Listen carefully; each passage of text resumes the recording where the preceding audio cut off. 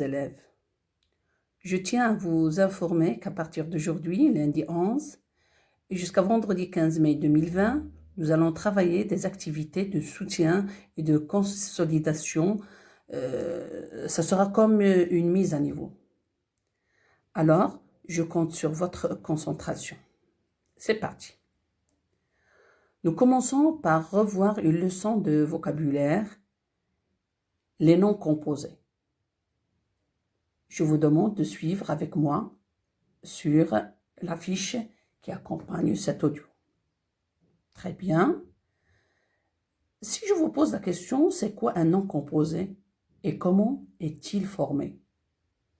La réponse, un nom composé est un nom formé de deux ou plusieurs mots.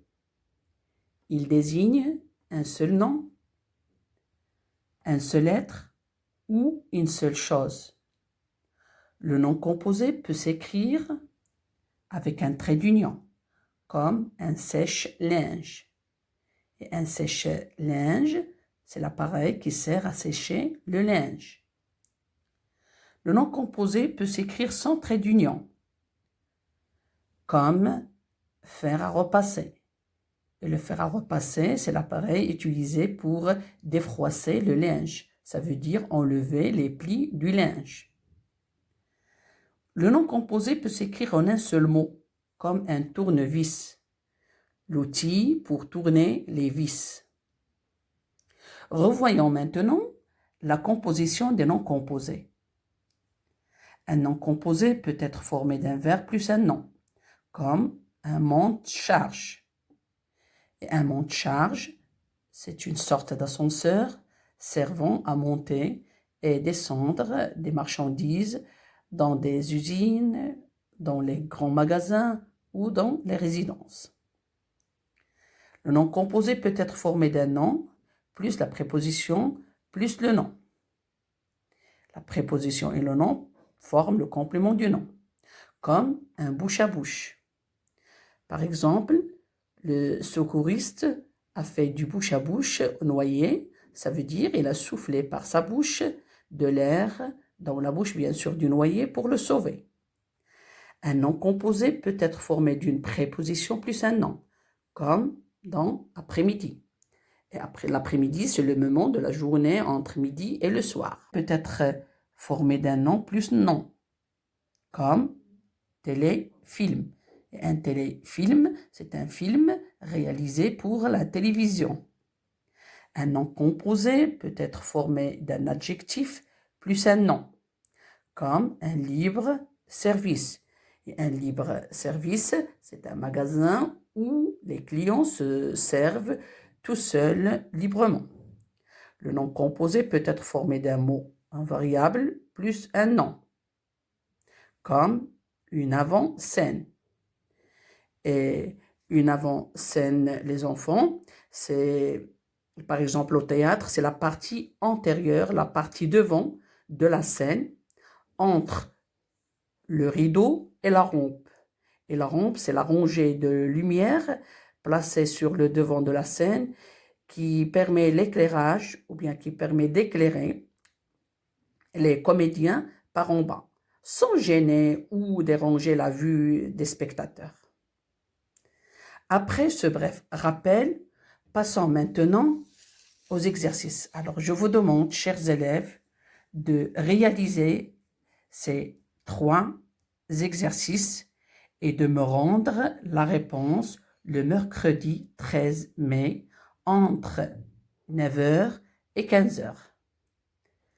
Alors, le premier exercice, recopie les noms composés en indiquant la nature des mots qui forment chacun d'eux. Ça veut dire que tu vas lire le nom composé comme une basse-cour. Alors, comment est formé ce nom composé? Tu vas indiquer la nature des mots qui forment ce nom composé. La nature de basse, c'est quoi? Tu vas écrire ici. Basse, est-ce que c'est un verbe? C'est un adjectif? C'est un nom? C'est un adverbe? Plus court. Court, c'est quoi? Sa nature grammaticale. Un verbe, un nom, un adverbe, etc. La même chose pour un casse-noix. Casse, quelle est sa nature grammaticale? Verbe, nom, adjectif. Et noix, quelle est sa nature grammaticale? Un beau-frère, beau. C'est un verbe, c'est un nom, c'est un adjectif, c'est quoi? Plus frère, frère c'est quoi? Elle laissait aller. Laisser, c'est quoi? Et aller, c'est quoi?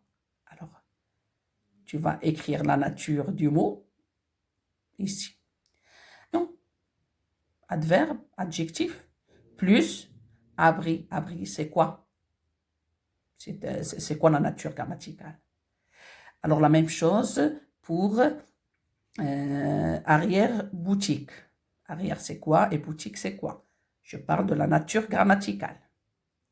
Deuxième exercice, trouve le nom composé qui répond aux définitions. Je vous ai donné 4 définitions. Vous allez me dire c'est quoi le nom composé qui répond à chaque définition. On le colle sur l'enveloppe. C'est quoi? Les parents de tes parents, comment on les appelle? Pour le voir, il faut qu'il pleuve et fasse soleil en même temps. On parle de quoi? On s'en sert, on l'utilise pour dégager la pluie sur le pare-brise d'une voiture. C'est quoi? On parle de quoi? D'accord? Passons maintenant à la troisième et la dernière question. Forme des noms composés. Alors, je vous ai donné des noms composés séparés. Alors, la première partie du nom composé se trouve à gauche, la deuxième partie à droite. Un sac. Alors, vous allez relier un sac à quoi? On dit un sac père, un sac d'œuvre, un sac de bain, un sac à dos. Vous cherchez. Alors, je vous donne la réponse comme modèle. Alors, je relis un sac à dos. Je prends la règle et je relis un sac à dos. Et je vais avoir le nom composé, un sac à dos. Vous faites la même chose pour le reste des mots. Je vous souhaite bonne journée et à bientôt.